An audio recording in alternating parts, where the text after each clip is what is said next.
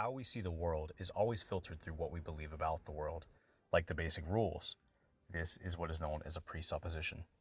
A presupposition establishes a baseline rule about what we believe and what evidence we can accept, as well as how we can interact with the world.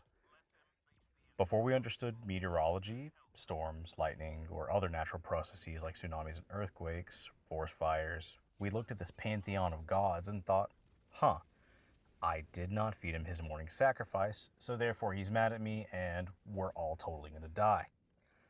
In 2026, we have a rational, scientific explanation for all these kinds of meteorological phenomena.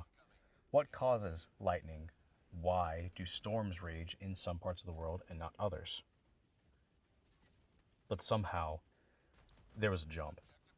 Assuming weather has a natural cause does not mean everything in existence must have a natural cause.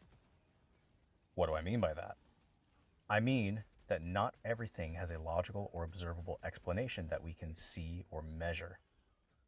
Let's talk about naturalism. I'm going to steel man naturalism here because I completely understand it. It has an incredible track record. When we stopped looking at curses, we stopped looking at voodoo, we stopped looking at these angry gods, we started looking for physical causes, like germ theory, microbiology, splitting the atom to produce interesting results. We were able to fix things without understanding, well, this is the work of the gods, because it's not. It has a logical and natural explanation. These explanations helped catapult our understanding of the world and helped make this kind of video possible by understanding computer technology, videography, etc. It is not a magical box.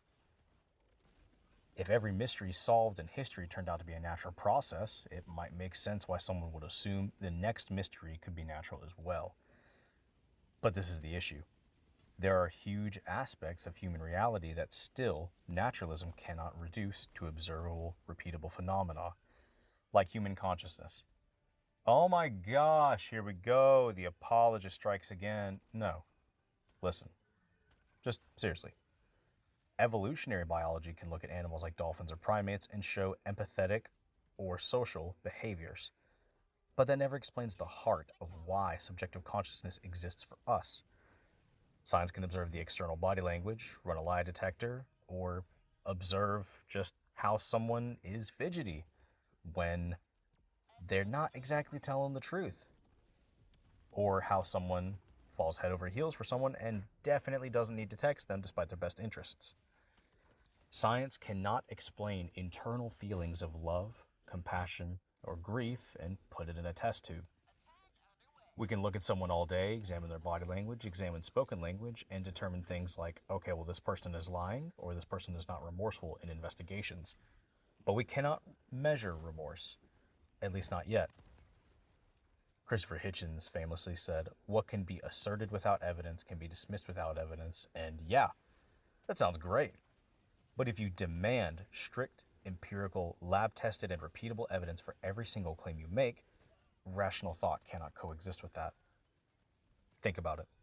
How do you know your senses are reliable right now? Take when you sleep, for instance. When you dream, your brain is doing exactly what it's supposed to do, yet you're completely unaware that someone could be pranking you. You're sitting there, honk shoeing, and someone is loading up your hand with whipped cream and tickling your nose with a feather like a slapstick comedy.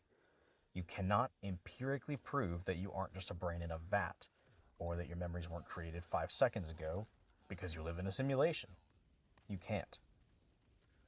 We all rely on foundational preconditions to even do science, to examine things using the scientific method. When naturalism pretends it has no presuppositions, that's when you get into hyperskepticism, or what I would describe as cynicism, dismissing valid forms of evidence because they aren't material. What do I mean by that?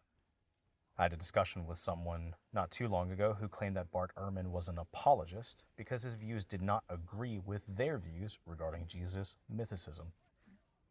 So, as an evidentialist, I changed my mind about Christianity, not because I turned off my brain, but because I turned on both kinds of evidence.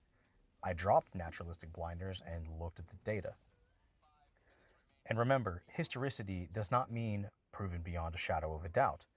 It is an inference with the best conclusion based on the evidence we have. Look at the New Testament.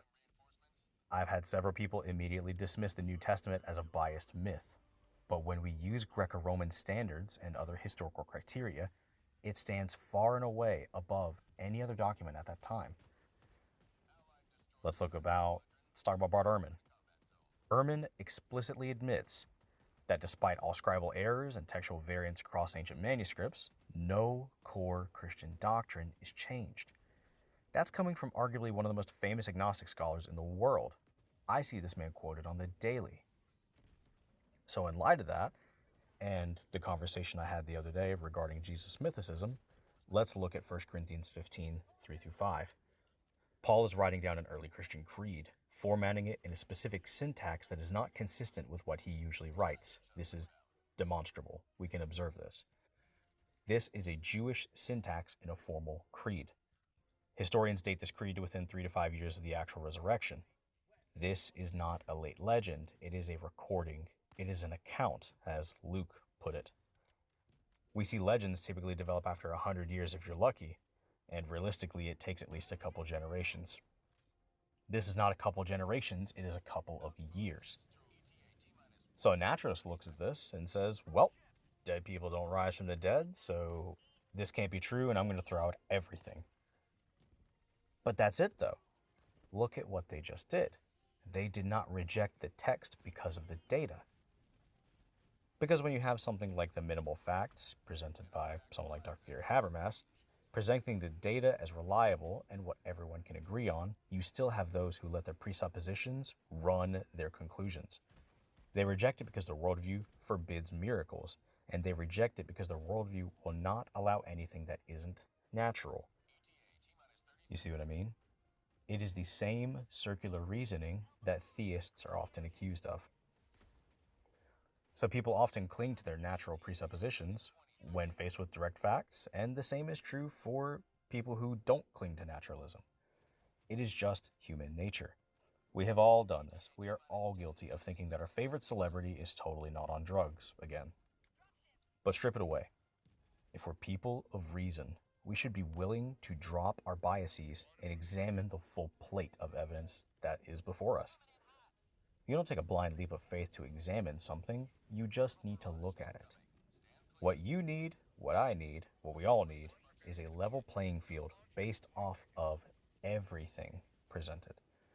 If we're completely dismissing evidence, we're no better than those who demanded a spiritual explanation for lightning, thunder, earthquakes, floods, and fires.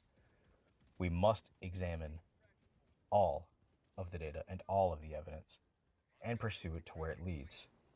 For me, that was Christianity and the resurrection of the Lord Jesus Christ.